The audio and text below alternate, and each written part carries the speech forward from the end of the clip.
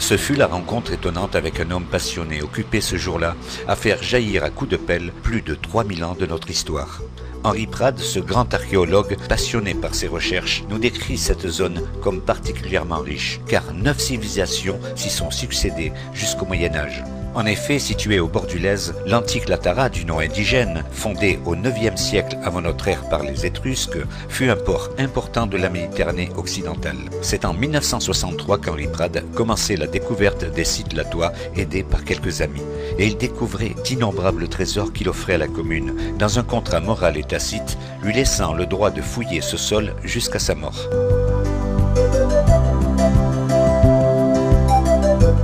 En 1968, il crée l'association Le Groupe Archéologique Painlevé. Ces chantiers étaient un lieu de rencontre fascinant pour ses étudiants bénévoles venus l'aider dans sa pénible tâche.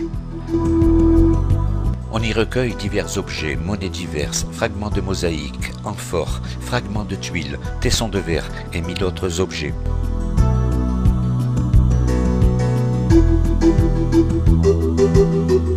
Le travail était pénible. Il fallait en permanence pomper l'eau des nappes phréatiques, travailler dans le froid ou sous la canicule. Ces fouilles leur permettront de mettre en évidence l'existence d'un véritable commerce étrusque sur tout le bassin méditerranéen.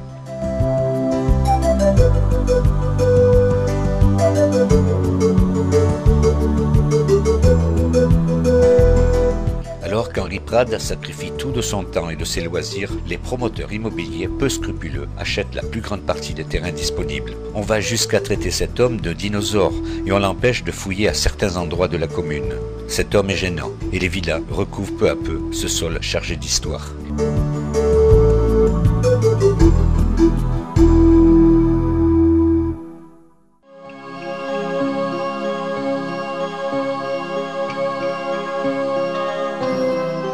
Ce sont dans de vétustes locaux de l'école Painlevé à Montpellier, où Henri Prade était directeur, que notre curiosité nous entraîne.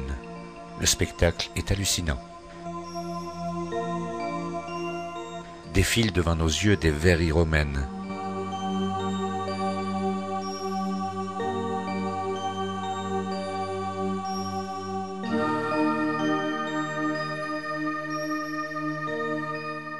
Puis à l'intérieur de ce vase, des ossements romains.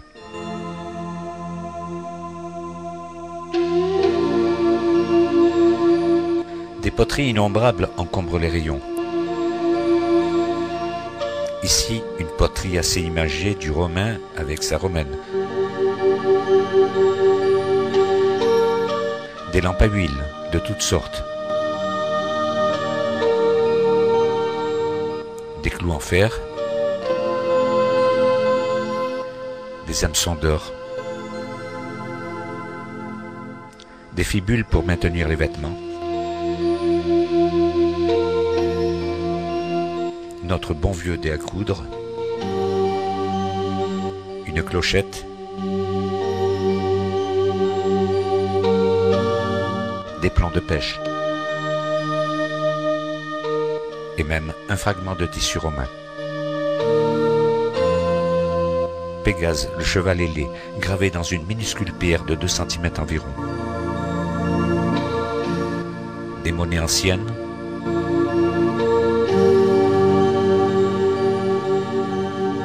tous ces objets ont regagné le musée archéologique Henri Prade, inauguré le 26 septembre 1986. Ce jour-là, cet homme était fait chevalier des arts et des lettres par le ministre de la Culture François Lyotard. Henri Prade s'en moquait un peu de ses honneurs. Après un dernier combat pour sauver le port médiéval Jacques-Cœur, Henri Prade décède d'acharnement en plein conseil municipal le 11 mai 1989.